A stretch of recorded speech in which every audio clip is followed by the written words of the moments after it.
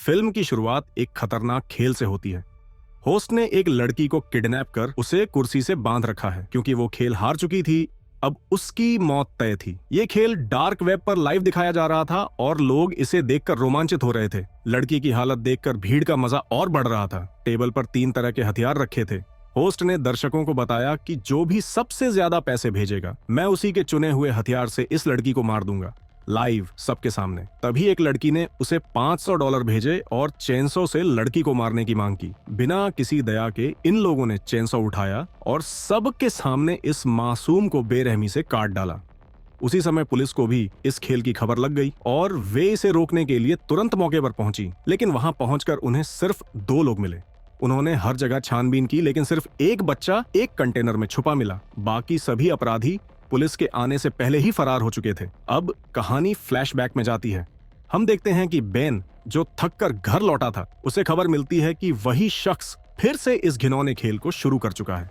ये सुनते ही वह तुरंत पुलिस स्टेशन पहुंचता है, जहां अधिकारी डार्क वेब पर उसी होस्ट का लाइव शो देख रहे थे, जिसे वे अब तक ट्रैक नहीं कर पाए थे। इस बार गेम में 2 लोगों को जबरदस्ती रॉक पेपर सीजर खेलने पर मजबूर किया जा रहा था। दोनों जानते थे कि हारने वाले की मौत निश्चित है। जब उन्होंने खेलने से मना किया तो उन्हें टेजर गन से झटके दिए गए। जैसे ही खेल शुरू हुआ, लड़की हार गई, जिसका मतलब था कि अब उसकी हत्या होगी। ये वही सीन था जिसे हमने फिल्म की शुरुआत में देखा था, जहां लड़की को चेनसॉ से काट कर मार दिया गया था। बेन तुरंत साइबर सिक्योरिटी टीम के पास जाता है और होस्ट को ट्रैक करने को कहता है। लेकिन बुरी खबर यह थी कि होस्ट इतनी एडवांस टेक्नोलॉजी इस्तेमाल कर रहा था कि पुलिस भी उसे ट्रेस नहीं कर पा रही थी।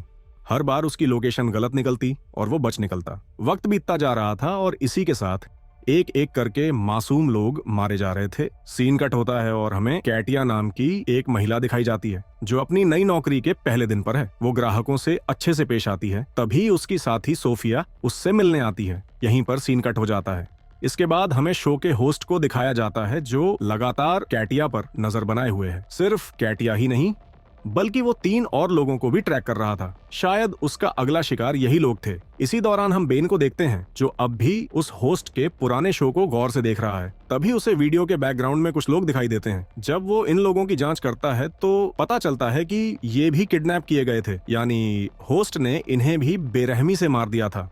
वो लोगों को गैरकानूनी तरीके से अगवा करता और अपनी घिनौनी गेम का हिस्सा बनाता। इधर कैटिया अपनी शिफ्ट खत्म होने के बाद घर जाने वाली थी, लेकिन सोफिया ने उसे रोक लिया। वो चाहती थी कि नई जॉब के पहले दिन थोड़ा वक्त साथ बिताया जाए। कैटिया ने मना कर दिया क्योंकि उसकी माँ और बेटा घर पर उसका इंतजार कर रहे थे। लेकिन सोफिया के कहने पर उसने एक जूस पीने के लिए थोड़ा वक्त निकाल लिया। जैसे ही कैटिया जाने लगी, हमें होस्ट को दिखाया जाता है, जो अपने लोगों को सतर्क रहने के लिए कह रहा था। रास्ते में कैटिया एक सुनसान जगह पर रुकी और तभी उन लोगों ने उस पर हमला कर दिया। उसे बेहोश करके अगवा कर लिया गया। अब हमें वो जगह दिखाई जाती है जहां होस्ट अपना खतरनाक शो चलाता है। जब कैटिया को होश आता है तो वो घबराई हुई थी। इससे पहले कि वो कुछ बोल पाती, एक आदमी जो पहले से वहां बंधा था धीरे से बोलता है, धीरे बोलो, अगर यहां कोई आवाज करता है तो उसे टेजर गन से झटका देते हैं। कैटिया घबरा गई। उसे अपने बेटे और मां की फिक्र थी, जो उसका इंतजार कर रहे थे। उसने उस शख्स से पूछा, ये लोग कौन हैं? हमें यहां क्यों बांधा गया है? आदमी ने जवाब दिया, मुझे ज्यादा कुछ नहीं पता। मुझे भी किडनैप किया गया और अभी अभी होश आया है। लेकिन जब मैंने बोलने की कोशिश की तो मुझे टेजर गन से करंट दिया गया। इधर होस्ट ने कैटिया के किडनैपिंग का वीडियो अपने अकाउंट पर अपलोड कर दिया। यह देखकर बेन आगबबूला हो गया। उसने अपनी टीम को आदेश दिया कि इन सब लोगों की जानकारी निकालो। वे कहां काम करते थे और कहां से अगवा किए गए। लेकिन इस केस में बेन बुरी तरह फंस चुका था। उसके पास कोई ऐसा सुराग नहीं था जिससे वो होस्ट तक पहुंच सके। और तभी उसे एक तरकीब सूझी। वो जेल में बंद एक कैदी से मिलने गया, जिसे उसने खुद डार्क वेब से जुड़े एक केस में पकड़ा था। ये लड़का खुद डार्क वेब के एक शख्स को पकड़कर उसकी हत्या कर चुका था। उसे अच्छे से पता था कि डार्क वेब के लोगों तक कैसे पहुंचा जा सकता है। बेन ने उसे शो में अगवा किए गए लोगों की तस्वीरें दिखाईं और पूरे खेल के बारे में बताया। उसे उम्मीद थी कि यह कैदी उसकी मदद करेगा, लेकिन कैदी ने सारी उम्मीदें तोड़ दी। उसने कहा, जिस आदमी को तुम पकड़ना चाहते हो वो डार्क वेब का सबसे ताकतवर इंसान है, उसे पकड़ना नामुमकिन है। उसने बताया उसे पहले ही पता चल चुका होगा कि पुलिस उसके पीछे है। वो हमेशा बैकअप प्लान बनाकर रखता है जिससे उसे पकड़ पाना नामुमकिन हो जाता है। बेन निराश होकर अपने ऑफिस लौटा तो उसे पता चला कि होस्ट ने 2 और लोगों को किडनैप कर लिया है। वो लगातार मासूमों की जान ले रहा था और पुलिस अब भी हाथ पर हाथ धरे बैठी थी। सीन कट होता है और दिखाया जाता है कि होस्ट ने अपना दूसरा शो भी शुरू कर दिया है। इस बार उसके शो में ज्यादा कंटेस्टेंट्स थे। उसने कैटिया को भी यहां बुलाया और सभी के सामने एक गन रख दी। फिर उसने दर्शकों से कहा कि आज का गेम बहुत दिलचस्प होने वाला है। इस गन में सिर्फ एक गोली है और यहां मौजूद 6 लोगों में से किसी एक की किस्मत आज बहुत बुरी होने वाली है। गेम शुरू हुआ। नियम यह था कि कंटेस्टेंट्स को गन अपने सिर पर रखकर ट्रिगर दबाना था। एक एक कर सभी ने ट्रिगर दबाना शुरू किया। जब कैटिया ने ट्रिगर दबाया तो उसमें गोली नहीं थी, लेकिन जैसे ही दूसरे कंटेस्टेंट ने ट्रिगर दबाया गोली चल गई और उसके दिमाग के परखच्चे उड़ गए। तीसरे कंटेस्टेंट ने ट्रिगर दबाया लेकिन उसकी गन से गोली की जगह एक झंडा निकला। यह भी एक संकेत था कि वो गेम हार चुका है। अब दर्शकों को फिर से मौका मिला किसी की जान लेने का। एक लड़की ने $500 भेजे और कहा कि उस आदमी को ब्लीच देकर मार दो। क्योंकि उसने सबसे ज्यादा पैसे भेजे थे, उसकी बात मानी गई। उस आदमी को जबरदस्ती ब्लीच पिलाया गया जिससे उसके शरीर के अंदरूनी अंग जल गए और वो तड़प तड़प कर मर गया। अगले दिन अखबारों में यही खबर छपी कि यह शो बेरहमी से लोगों को मार रहा है, लेकिन पुलिस अब तक कुछ भी नहीं कर पाई थी। आखिरकार जब पुलिस इस केस को सुलझाने में नाकाम रही तो केस FBI को सौंप दिया गया। उधर होस्ट को भी इस बात की खबर लग गई थी। वो भी पुलिस और FBI की हर हरकत पर नजर रखे हुए था। दूसरी तरफ कैटिया और उसके साथी कैदी साशा ने एक भागने की योजना बनाई। उन्हें पता था कि अगर वो यहां रुके तो उनकी मौत तय है। उन्होंने फैसला किया कि जब कोई उन्हें लेने आएगा तो वो हमला करेंगे, उनकी गन छीनेंगे और वहां से भाग जाएंगे। लेकिन उनकी ये प्लानिंग होस्ट ने सुन ली। उसने तुरंत कैटिया को अपने ऑफिस में बुलाया और कहा, तुम्हें पता नहीं कि यहां बात करना मना है? तुमने नियम तोड़ा है, लेकिन मैं सजा तुम्हें नहीं, तुम्हारे साथी को दूंगा ताकि तुम्हें हमेशा अपनी गलती का एहसास बना रहे।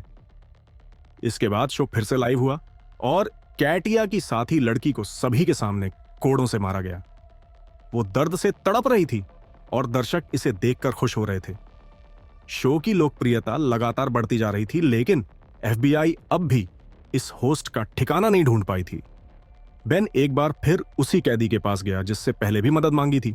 उसने पूछा, आखिर इस होस्ट का मकसद क्या है? वो चाहता क्या है? कैदी ने जवाब दिया, उसे कुछ नहीं चाहिए, उसे सिर्फ लोगों को तकलीफ देने में मजा आता है। वो सोचता है कि ऐसा करके वो मशहूर हो जाएगा। वो चाहता है कि दुनिया में ज्यादा से ज्यादा लोग उसकी तरह बने, ऐसे लोग जिन्हें दूसरों को तकलीफ देने में खुशी मिलती है। अब FBI की एक प्रेस कॉन्फ्रेंस हो रही थी। यहां उन्होंने साफ कर दिया कि अभी तक वो इस अपराधी का लोकेशन ट्रैक नहीं कर पाए हैं, लेकिन जल्द ही उसे पकड़ लेंगे। इस प्रेस कॉन्फ्रेंस को होस्ट भी ध्यान से देख रहा था। सीन कट होता है और हमें बेन का घर दिखाया जाता है। यहां उसकी पत्नी ने उसे एक खुशखबरी दी। वो एक बेटी के पिता बनने वाला था, लेकिन बेन इस पर खुशी जाहिर नहीं कर सका क्योंकि वो इस केस में इतना फंस चुका था कि उसके चेहरे पर कोई भाव नहीं था।